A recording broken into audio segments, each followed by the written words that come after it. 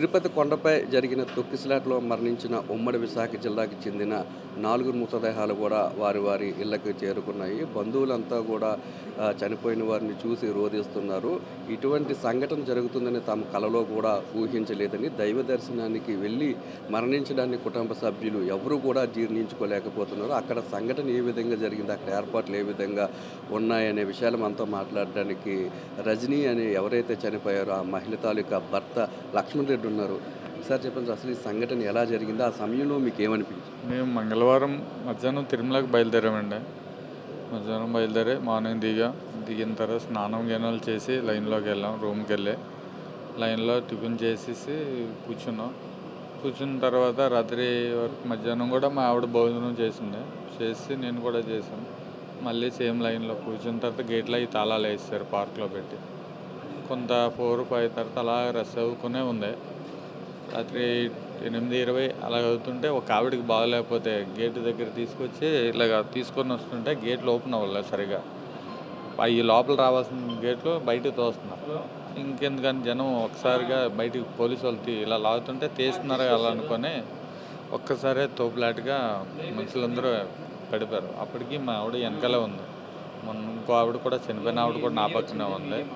అలా తోపులాటగా వెళ్ళిపోతున్నప్పుడు నన్ను ఎవరు ఇలా ప్రెస్ అవ్వగానే నేనేం చేశాను, 2 లైన్లు ఉన్నాయి ముందుకి. గేట్ ఓపెన్ అవ్వగానే ఒక లైన్లోకి వెళ్ళిపోయాను. సగం దూరం వెళ్ళిపోయిన తర్వాత మా ఆవిడ వెనక్కి చూస్తాడు, మా ఆవిడ లేదా వెంటనే ఫోన్ కొడుతుంటే ఫోన్ ఎత్తి అసలు ఇది అవ్వట్లేదు. అలా కొట్టుకునే వెళ్ళాను.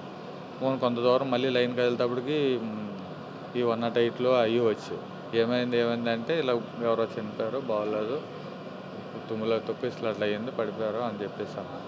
అయితే ఇంకెందుకులే టికెట్ కౌంటర్ ఇచ్చేస్తారు కదా అని చెప్పేసి ఫోన్ చేసుకొని అలా మా ఫోన్ రింగ్ అవుతూనే ఉంది.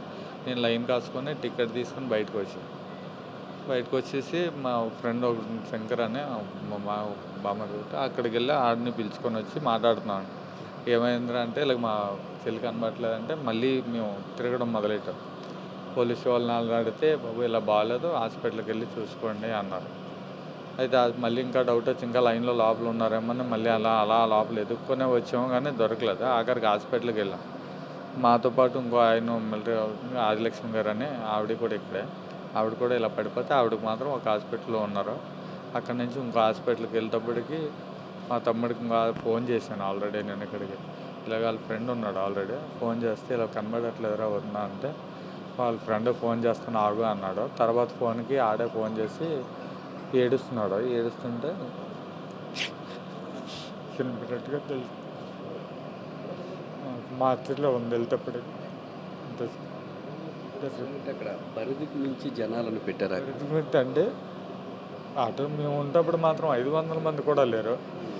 అలా సాయంత్రం అయ్యేటప్పటికి అలాగ గోడలు పైన ఎక్కి కిందేసి లోపలికి వచ్చేసి ఫ్లోటింగ్ ఎక్కువైపోయి ఇక పార్క్ కాబట్టి అంతా ఇలా ముందర కూర్చున్నాం అందరం మా మీద అలా ఫ్లోటింగ్ మీద ముందుకు వెళ్ళిపోయాం. అంతే ఆటోమేటిక్గా జరిగిపోయింది. ఇంకా మనం ఇంకేం చేసింది ఏం లేదు. మరి కంట్రోల్ చేసుంటే బాగున్నాం. మరి ఆ కంట్రోలింగ్ అంటే తప్పిపోయింది. ప్రజలందరూ మరి మనుషులందరూ వాళ్ళ మీద పడిపోయింది. బయటనే ఉన్నారు, మేము లోపల మేము ఫోర్స్కి బయటకు వెళ్ళిపోయాం వాళ్ళ మీద. అంతకుమించి ఇంకేం జరిగింది అలా జరిగిందందు కూడా మా ఆవిడ అలా చచ్చిపోయిందందు కూడా నాకు తెలియదు. దైవ దర్శనానికి వెళ్ళినప్పుడు ఇలా జరుగుతుందని కల్లో కూడా ఊహించు. నేను అసలు ఫస్ట్ టైం అని వెళ్ళాను సార్. నేను ఎన్నోసారి తిరుపతి వెళ్ళాను, కానీ ఇలాగేం కాదు. బుక్ చేసుకోవడం, కింద నుంచే నడిచి వెళ్ళిపోయి ఇద్దరు నడిచి వెళ్ళిపోయేవారు. దర్శనం చేసుకుంటారు. మరుసటి రోజు 300 రూపాయల టికెట్ దర్శనంకి వెళ్ళేవారు. సాయంత్రం దిగేవారు. ఇది ఎప్పుడు చూడలేదు కదా అని గోలెడితే తీసుకొని వెళ్ళాను సార్. బుధవారం వెళ్ళవలసిందే, తత్కాల్ మంగళవారం చేయించుకొని వెళ్ళాం. అంతే. గతంలో ఎప్పుడు కూడా ఇటువంటి సంఘటన జరగలేదు మీకు? నేను ఎప్పుడో వెళ్తప్పుడు నాకు ఇలాంటి సంగతులు ఎదురవ్వలేదు. నా ధైర్యం అనుకోవడం అంతమించి కాదు. జరిగిన సంఘటన మీద మనతో మాట్లాడడానికి రజనీ తాలూకా బంధువులు కూడా ఉన్నారు. చెప్పండి, రజనీ గారు ఎలా ఉండేవారు మీ అందరితోని? చాలా బాగా అన్నీ చూసుకునేవారు, అన్నీ పెద్దరికంగా.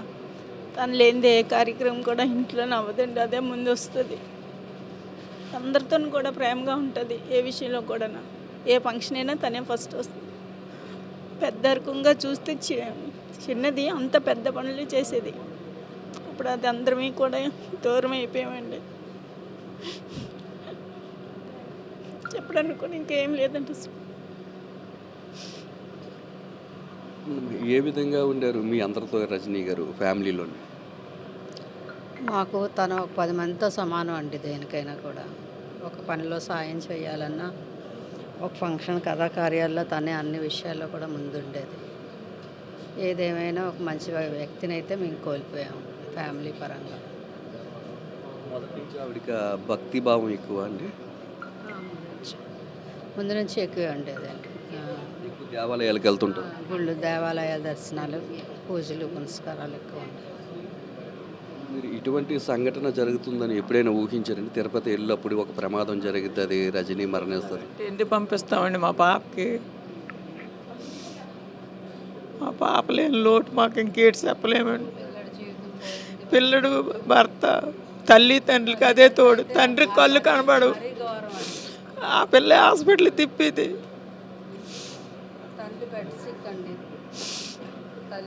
ఏటి చెప్పలేమండి. ఇంకా అందరికీ సపోర్ట్ అండి. ఆ పిల్ల చాలా తెలివైంది, మామూలు తెలివైందే కాదు.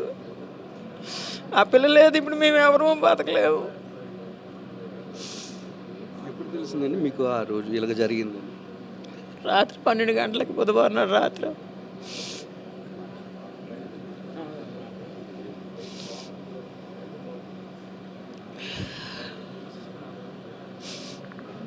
మీకు ఈ సంఘటన ఎలాగుండేవారు అందరితో రజనీ గారు? ఐక్యతగా అందరితో కలిసిమెలిసి ఉండేవారండి. కష్టం అంటే వచ్చి నిలబడేవారు. మాకు ధైర్యం చెప్పేవారు. అలాంటి ఇప్పుడు ఆవిడ మాకు లేక మేము చాలా బాధపడుతున్నామండి. మా కుటుంబం అంతా మర్చిపోలేకపోతున్నాం మేము. చాలా బాధాకరం. మా కుటుంబంలో ఆవిడ లేకుండా అయిపోయారండి. చాలా మంచి ఆవిడండి. మాకెవరికి బాగోపోయినా తీసుకెళ్ళి హాస్పిటల్ చూపించి మమ్మల్ని ఇంటికాడ తీర్చిదండి. ఇది నాన్న ఆవిడ లేకుండా అయిపోయారండి. మాకు చాలా బాధగా ఉందండి. మేము మరవలేకపోతున్నాము. మేము ఆవిడని ఇప్పుడు ఒంటరి వారు అయిపోయామండి. మా తల్లిదండ్రులు కూడా మాకు లేరు. ఆవిడే మాకు తల్లిగా నిలబడి మాకు ధైర్యం చెప్పేదండి.